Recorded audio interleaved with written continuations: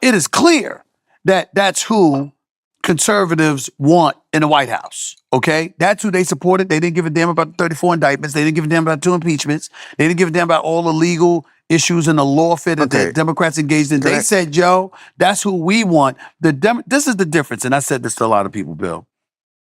The conservatives said, we want that guy. That's who we want. And the voters decided who the Republican nominee is going to be. When you look at the Democrats, they didn't do it with Obama. That's true. Okay? Didn't do what? They greased the skids.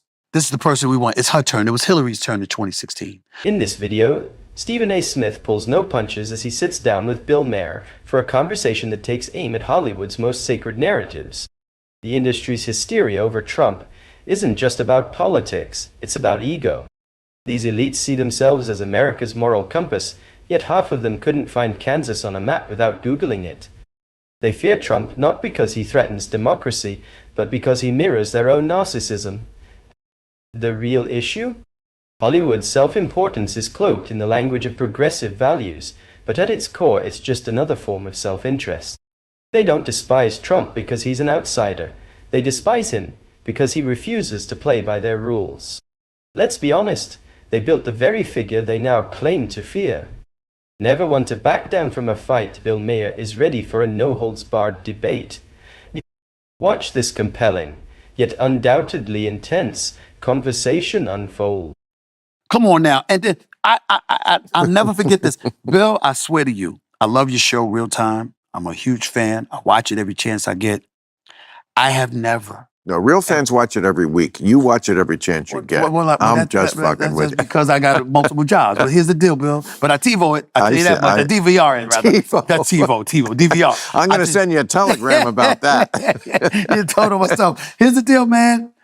I have never wanted to be on your show more than I wanted to be on your show when Biden announced that he was going to run for reelection.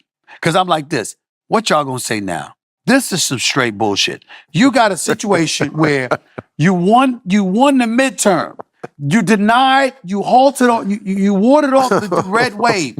And you, knowing you're going to be 81 at election time, knowing you're going to be 82 in office, right? It wasn't the midterm. It was when the State of the Union address took place.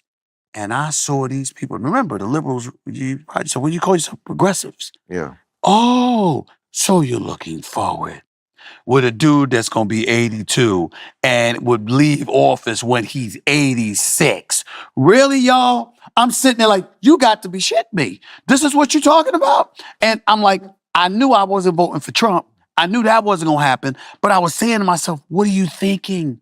What are you thinking? And then I looked at their bullpen. They had no one.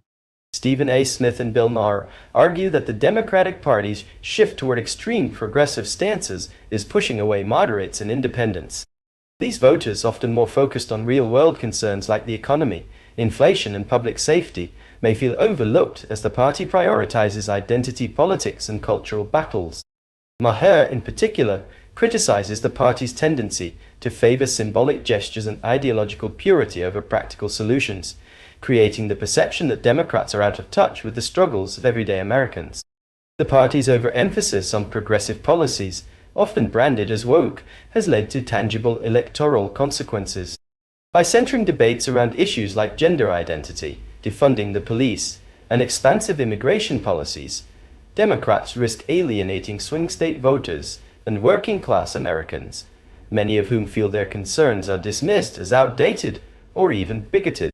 Both Smith and Maher highlight the party's struggle to balance its progressive base with the pragmatic realities of winning elections, a miscalculation they believe has contributed to recent Republican gains. All right, Biden. Well, that's not Obama. Obama earned it. No, that's why I said he earned it. But in 26, and I'm not even trying to imply. They voted. Hillary ran in the primary. I'm not even trying to imply that she. But remember, they were complaining that Bernie Sanders had some momentum and was compromised by the Democratic Party because they were saying it was Hillary's turn. Bernie Sanders, I love him, but he's too far left, and he would have been a bigger disaster than Kamala was. That's fine. But what I'm saying to you is, still in all, Bill, what I would, shoot, it's rare that I disagree with you. What I'm saying is, the only thing I will push back on is, that's fine, but that's for the voter to decide. Right. And a lot of times the Democratic Party seems as if they've got their claws in the mix. Take Biden, for example. Okay, so, Clyburn helps him get through South Carolina. He ultimately goes to the Democratic nomination. He's the Democratic nominee for the president. He ultimately wins the election. There was supposed to be a red wave in 2022 in the midterms. The Republicans didn't pull that off. And Biden is feeling himself and saying, I ain't going anywhere. I'm not going to. I told y'all I was going to be a transitional president. I told y'all I was going to be a one-term dude. I'm just here as a stopgap to pave the way for the future of the Democratic Party. And then all of a sudden, he in office takes that power. He was a veritable John the Baptist. Just the guy who goes before. Come on, bro. Absolutely. Bill. In the conversation, Bill Maher and Stephen A. Smith examine how the Democratic Party's embrace of extreme ideologies and woke culture has distanced it from moderate voters, leading to political setbacks. While some progressive ideas resonate with younger and more liberal demographics, both argue that the party's push for policies and rhetoric, perceived as overly radical or disconnected from mainstream concerns, alienates the broader electorate. Smith points out that while Democrats aim for inclusivity, their messaging often comes across as condescending or exclusionary to moderates and independents.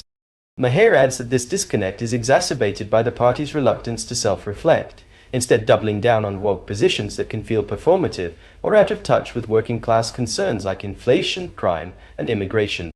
Both highlight the electoral consequences of this approach, noting that many voters see Democrats as more focused on ideological battles than practical governance.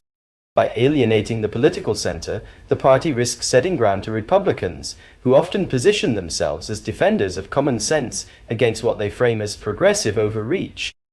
There's no one that could compete with Donald Trump. Well, not on a charisma level. Fair. Okay, Because, fair enough. no, but charisma is what gets you votes, bro. Absolutely. And I've said it a million times, insanity photographs. Mm-hmm.